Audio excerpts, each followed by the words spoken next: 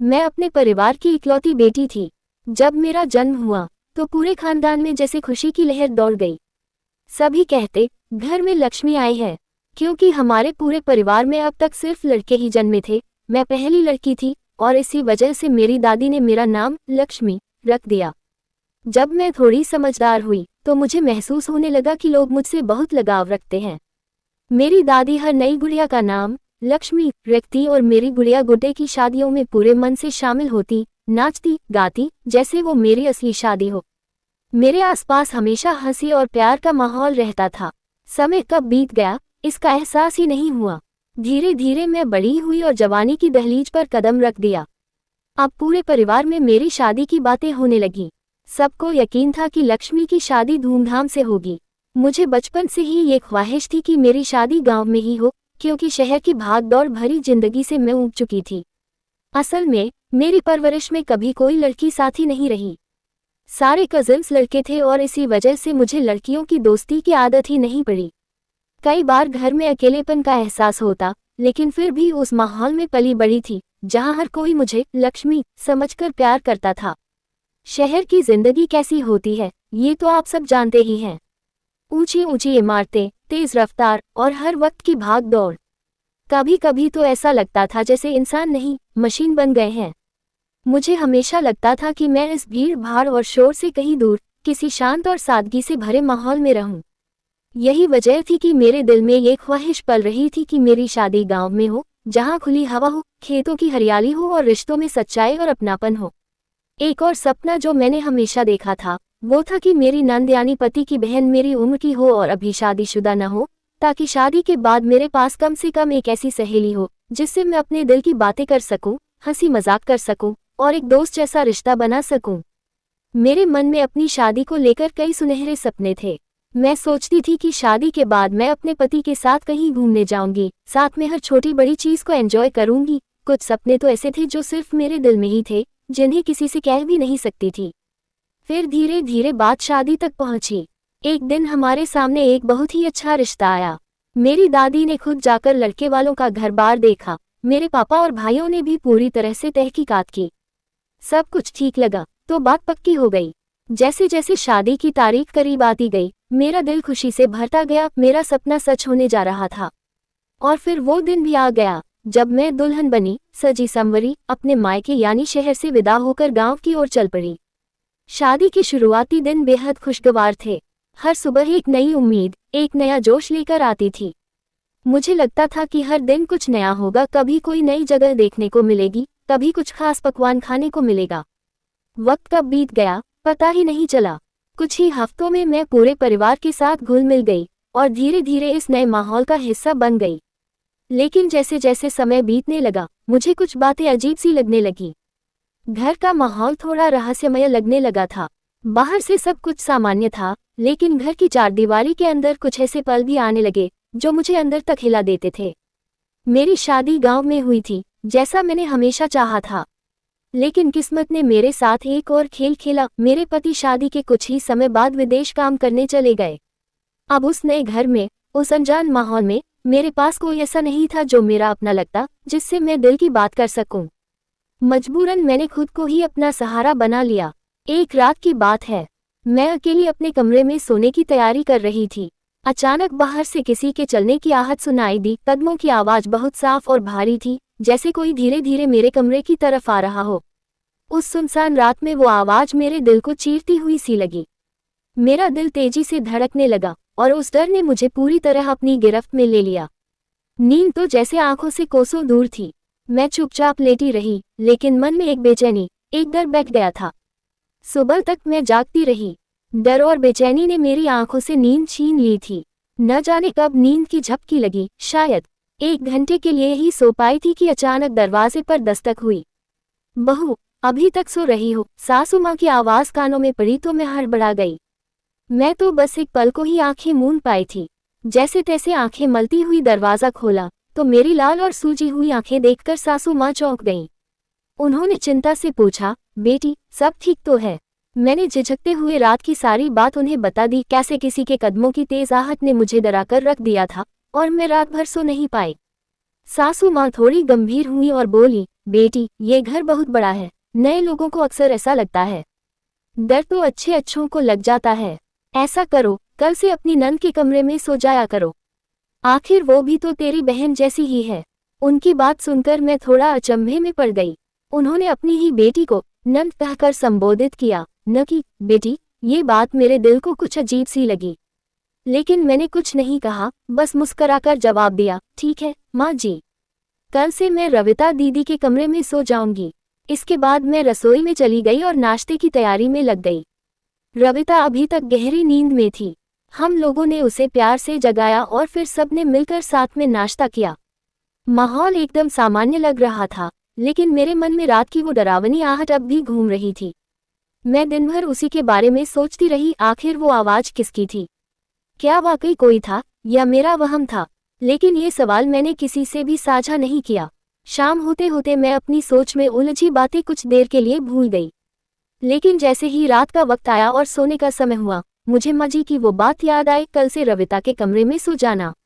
मैं चुपचाप रविता दीदी के कमरे के दरवाजे तक गई और धीरे से खटखटाया।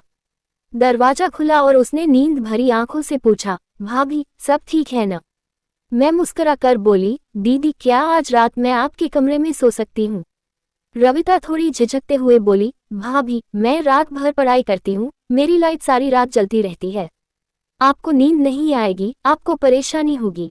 उसकी बात सुनकर मैं हल्के से मुस्कुराई, उसका हाथ थामते हुए कहा, कोई बात नहीं दीदी, मुझे हर माहौल में नींद आ जाती है।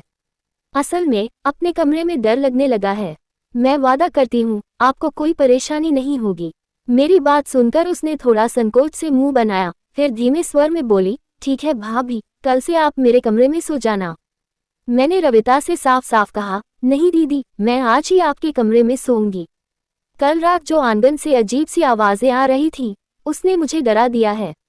इसलिए अब मैं अपने कमरे में अकेले नहीं रह सकती। मैं वादा करती हूँ कि आपको कोई परेशानी नहीं होने दूंगी। इतना कहकर मैं जल्दी से अपने कमरे की ओर बढ़ गई ताकि अपना बिस्तर और कंबल ला सकूं। लेकिन जब वापस रविता के कमरे के दरवाजे तक पहुंची तो देखा दरवाजा भीतर से बंद हो चुका था। वो बिना कुछ कहे मुझे बाहर छोड़ चुकी थी। मुझे बहुत बुरा लगा, मन भारी हो गया, लेकिन और कोई चारा न देख मैं वापस अपने कमरे में चली गई।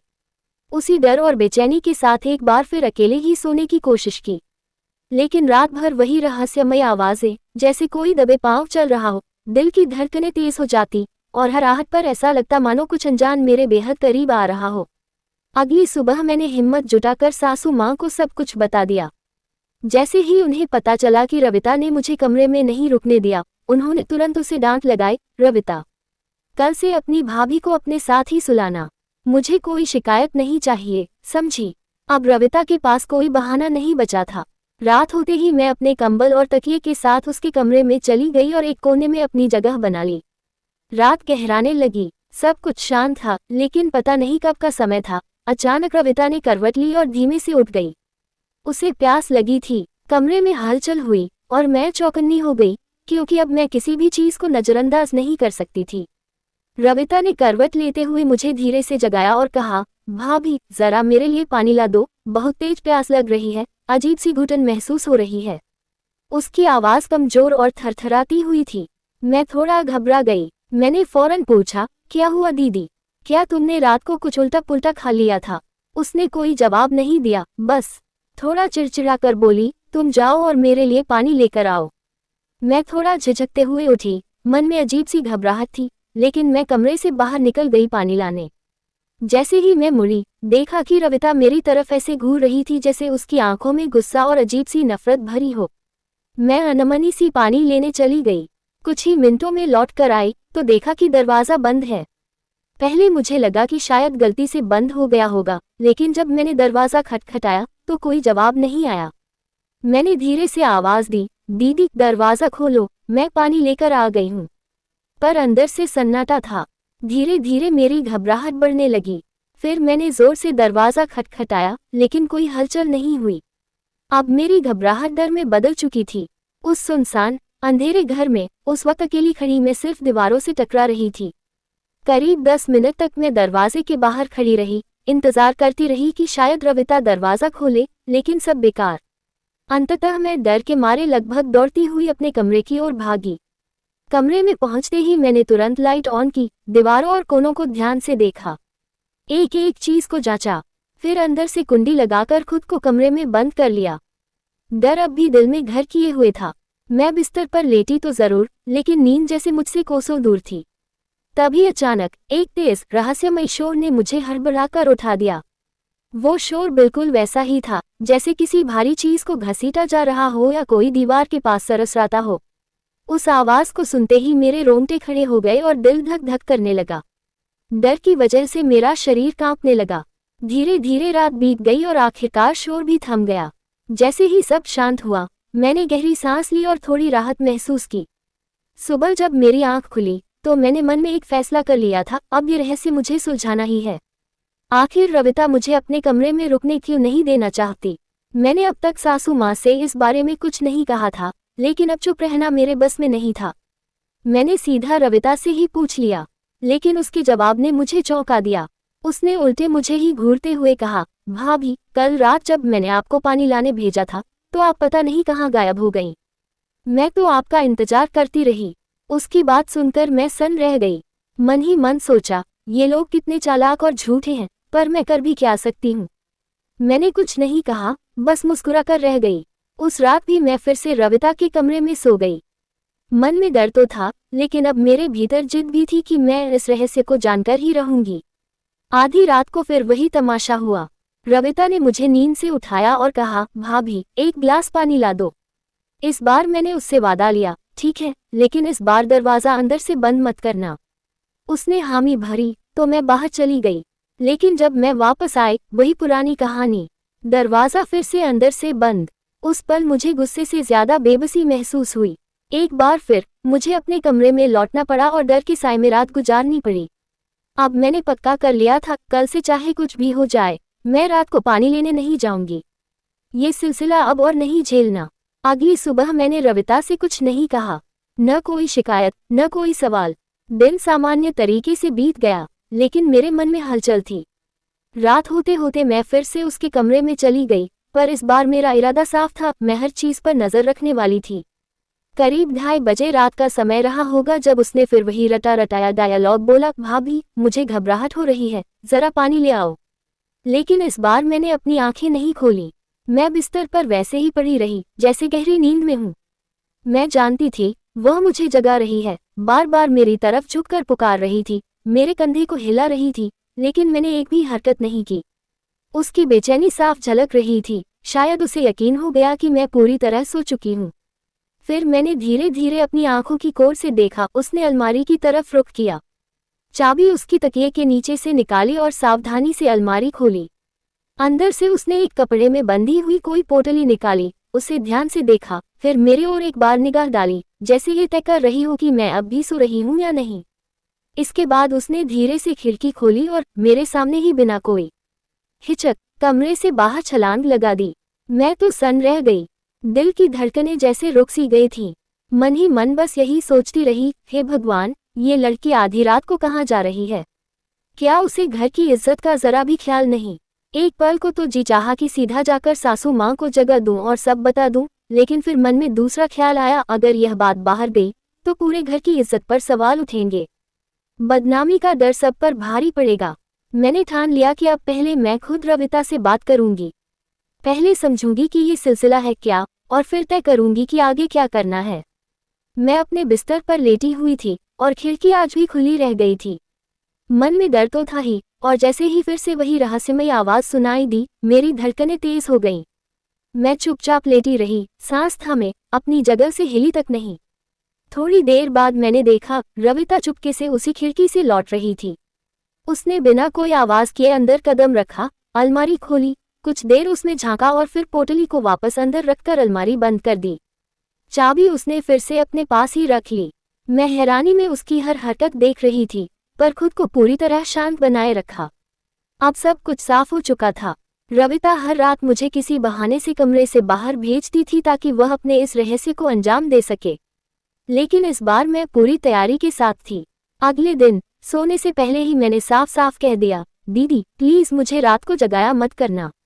मेरी नींद पूरी नहीं होती और तबीयत भी ढीली पड़ने लगती है। साथ ही मैं एक जग में पानी भरकर पहले ही कमरे में ले आए और टेबल पर रख दिया। अब उसके पास कोई बहाना नहीं था। रात गहराई तो मैं फिर से सोने का नाटक करने लगी। कुछ ही देर में रविता ने अपनी वही पुरानी हरकत दोहराई। धीरे से उठी, अलमारी में झांका और फिर खिड़की खोली। बिना किसी हिचक के उसने बाहर छलांग लगा दी। अब मुझसे भी रहा नहीं गया। मैं भी चुपचाप उठी और बिना कोई आवाज किए उसी खिड़की से बाहर निकल पड़ी। खिड़की ज्यादा ऊंची नहीं थी और घर के पिछवाड़े की तरफ खुलती थी। बाहर का माहौल ठंडा और सन्नाटा भरा था। दिल में हल्का सा डर भी था, पर मैं रुकने वाली नहीं थी। रविता तेजी से चल रही थी और मैं कुछ फासले पर दबे पांव उसका पीछा कर रही थी। मेरे दिल में एक ही सवाल गूंज रहा था, आखिर वह जा कहाँ रही है। एक पल को वह रुकी और पीछे मुड़ी। मेरा दिल तो जैसे हलक में आ गया, लेकिन शुक्र है उसकी नज़र मुझ पर नहीं पड़ी। मैं झाड़ियों के पीछे छिप गई थी। वो जगह एक पुराना खंडहर था। ऐसा लग रहा था जैसे कोई पुराना कब्रिस्तान हो। रविता चुपचाप वहां दाखिल हुई और जमीन पर बैठकर मिट्टी खोदने लगी। ये नज़ारा देखकर मेरे रोंगटे खड़े हो गए। डर और हैरानी से मेरे कदम पीछे हट गए और मैं उल्टे पांव भागती हुई घर लौट आई। घर आकर मैं बहुत देर तक सोचती रही कि आखिर रविता को कैसे रोका जाए, उससे सच कैसे उगलवाया जाए। तभी मेरे दिमाग में एक तरकीब आई। रविता का आने जाने का रास्ता सिर्फ वही खिड़की थी।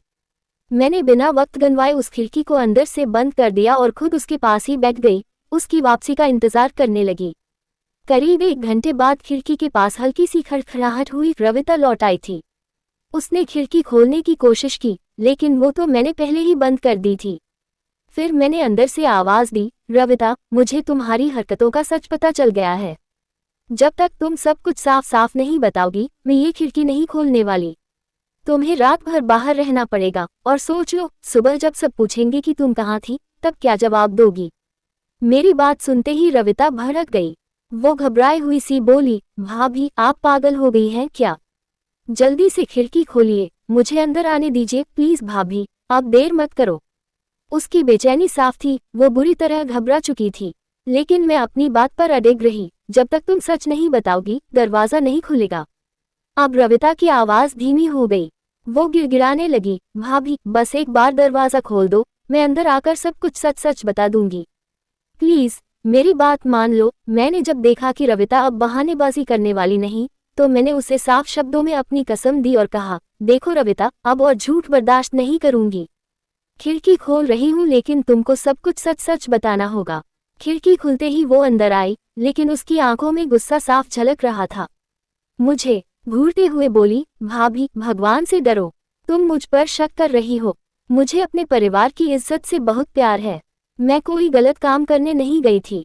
मैंने उसकी बात पर ध्यान नहीं दिया और उसकी हाथों में पकड़ी पोटली की तरफ बढ़ी। जल्दी से उसे छीनते हुए बोली, पहले ये बताओ कि इसमें क्या है। अगर तुमने सच नहीं बताया तो मैं सब कुछ माँ जी को बता दूंगी। मेरी धमकी सुनकर उसके चेहरे का रंग उड़ गया। डर के मारे उसके होंठ सूख गए। फिर हार मानकर वो धीरे से बोली, ठीक है भाभी, बैठो, मैं आपको सब बताती हूँ। वो बैठ गई और रुंधे हुए गले से बोलने लगी, ये कहानी शुरू हुई थी मेरे मेडिकल कॉलेज के पहले दिन से। वहाँ कुछ लड़कों ने मुझे परेशान किया। मैं बहुत डर गई थी। मेरी घबराहट और मासूमियत पर उसी गांव के जमींदार के बेटे की नज़र पड़ गई। उसे मैं इतनी पसंद आ गई कि वो मेरे पीछे ही पड़ गया। मैं बहुत कोशिश करती रही कि वो मेरा पीछा छोड़ दे, लेकिन वो नहीं माना। मैंने उसे कई बार समझाया, रोई भी, यहाँ तक कि भगवान का वास्ता भी दिया, लेकिन उसका जुनून बढ़ता ही गया। रविता ने गहरी सांस ली और अपनी बात आगे बढ़ाई। उसकी आंखें अब नम थीं और आवाज में दर्द साफ झलक रहा था। भाभी, मुझे अपने परिवार की इज्जत सबसे प्यारी है, लेकिन वो लड़का तो जैसे पागल हो गया था। मैंने लाख मिन्नतें की, गिड़गिड़ाए, मगर वो मानने को तैयार ही नहीं था। फिर एक दिन उसने कहा कि बस एक बार मुझसे अकेले में मिल लो, मैं तुझसे अपने दिल की बात कह दूंगा। अगर तुझे मेरा अंदाज पसंद न आए तो मैं कसम खाता हूँ, कभी तुझे परेशान नहीं करूंगा। मैंने सोचा कि अगर इससे पीछा छूटता है तो ठीक है, एक बार मिल लेती हूँ। उसने मुझे शहर के एक अच्छे होटल में बुलाया, कहा कि वहाँ लोग बहुत होते हैं, डरने की कोई बात नहीं। मैं भी निश्चिंत होकर चली गई। जब पहुंची तो उसने कहा कि नीचे बहुत भीड़ है, ऊपर दूसरे फ्लोर पर बात करेंगे। मैं जैसे ही ऊपर गई तो देखा पूरा हॉल सुनसान पड़ा था, एक अजीब सा सन्नाटा। दिल की धड़कन तेज हो गई। मैंने पूछा, तू मुझे यहाँ क्यों लाया? ये जगह तो बिल्कुल खाली है। उसने सिर हिलाया और बस हल्के से मुस्कुराया, मगर उस मुस्कान में कुछ शैतानी थी। तभी वो मेरी तरफ बढ़ा और मेरे साथ जबरदस्ती करने की कोशिश करने लगा। मैंने पूरी ताकत से उसके चेहरे पर थप्पड़ मार दिया, लेकिन वो फिर भी बाज नहीं आया। मुझे अपनी तरफ खींचने लगा। उस वक्त जैसे ऊपर वाले ने मेरी सुन ली हो, एक लड़का वहां आया, जैसे किसी फरिश्ते की तरह। उसने मुझे उस हैवान से बचाया। अगर वो ना आता तो न जाने क्या हो जाता भाभी। मैं उस अनजान लड़के की शुक्रगुजार हूँ। जमींदार के बेटे की असलियत सामने आई तो मेरी आंखों से आंसू रोक ही नहीं पाए। रविता ने गहरी सांस ली और आगे कहा, भाभी, उस दिन के बाद मैं पूरी तरह टूट चुकी थी। सौरभ की हरकत ने मुझे अंदर तक झकझोर दिया था। जैसे तैसे खुद को संभाल कर मैं घर लौटी, लेकिन मन में उसकी गंदी यादें बार बार घूमती रहीं। कुछ दिन बाद मुझे पता चला कि जिस लड़के ने मुझे बचाया था, उसका नाम अमित है और वो भी हमारे ही कॉलेज में पढ़ता है। मैंने उससे मिलकर उसका शुक्रिया अदा किया। पहली ही मुलाकात में मुझे समझ आ गया कि वो बाकी लड़कों से अलग है। धीरे धीरे हम अच्छे दोस्त बन गए, मगर सौरभ को जैसे ही हमारी दोस्ती की भनक लगी, उसने अपना रंग दिखाना शुरू कर दिया। अमित को नुकसान पहुंचाने लगा, हर कदम पर रोड़ा अटकाने लगा। मैं चाहती तो खुद सौरभ को सबक सिखा देती, पर हालात मेरे हाथ में नहीं थे। 1 साल ऐसे ही गुजर गया। सौरभ अब और भी नीच हरकतों पर उतर आया था। एक बार कॉलेज के प्रोफेसर ने अमित को एक मुश्किल असाइनमेंट दे दिया, इंसानी कंकाल का ढांचा तैयार करना। ये प्रोजेक्ट बहुत अहम था और इसके बिना वो फेल हो सकता था। लेकिन सौरभ ने अपना दबदबा इस्तेमाल कर अमित के लिए रास्ते बंद कर दिए। कॉलेज और आसपास के इलाके में उसका इतना जोर था कि अमित को कहीं से भी कंकाल की हड्डियां नहीं मिल रही थी। मुझे याद आया कि जैसे उस वक्त उसने मेरी मदद की थी, अब मेरी बारी थी उसका साथ देने की। मैं जानती थी कि इंसानी हड्डियां सिर्फ कब्रिस्तानों में मिल सकती हैं, लेकिन दिन में वहां जाना मुमकिन नहीं था। इसलिए मैंने पहले दिन में जाकर वह जगह देखी और सोच लिया कि रात को ही वहां जाऊंगी। रविता ने जब वह आखिरी पोटली मेरे सामने खोली तो उसके चेहरे पर सुकून और जीत की चमक थी। उसने मुस्कुराते हुए कहा, अब सब कुछ पूरा हो गया भाभी, बस यही आखिरी चीज बाकी थी। मैंने जैसे ही पोटली के अंदर झांका तो हैरानी से मेरी आंखें खुली की खुली रह गई। उसमें वही कंकाल का आखिरी हिस्सा था जिसे पाने के लिए रविता इतनी रातों से संघर्ष कर रही थी। हम दोनों फिर अपने अपने बिस्तर पर लेट गए। रविता ने मेरा हाथ पकड़कर मुझसे वादा लिया, भाभी, ये सब बातें हमारे बीच ही रहें। मैं नहीं चाहती कि ये बातें बाहर जाएं और हमारे परिवार की इज्जत पर कोई सवाल उठे। मैंने उसका वादा निभाया और दिल से उसकी मदद करने की ठान ली। जैसे ही उसकी पढ़ाई पूरी हुई, मैंने अपने पति के साथ मिलकर रविता और अमित की शादी कराने की पूरी कोशिश की, क्योंकि मैं जानती थी सच्चा प्यार बहुत कम लोगों को नसीब होता है। आज रविता और अमित अपनी नई जिंदगी में बेहद खुश हैं।